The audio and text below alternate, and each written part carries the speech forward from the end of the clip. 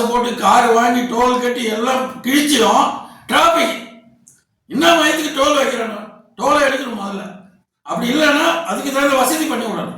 ஒரு 4 மணி நேரம், அதாவது வந்து சென்னையில இருந்து விழுப்புரம் 160 கிலோமீட்டர் வரதுக்கு 4 மணி நேரம் ஆகுது. எங்கெங்கேயோ 8 வழிச்சாலை 20 வழிச்சாலை போட, இதே 6 வழிச்சாலையாக்க 100 ட்ரெயின் இருந்தாலுமே பத்தாது. இன்னைக்கு ஏன் நீ எதுக்கு இல்லைன்னா 5 பெட்டி எல்லாத்துலையும் இடைங்க எக்ஸ்ட்ரா 4 பெட்டி இருக்கு.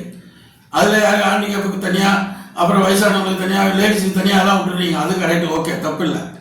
மற்ற பொதுமக்கள் சராசரி மக்கள் போகிறதுக்கு எக்ஸ்ட்ரா 4 பெட்டி விடுங்க எல்லா வண்டியிலும்.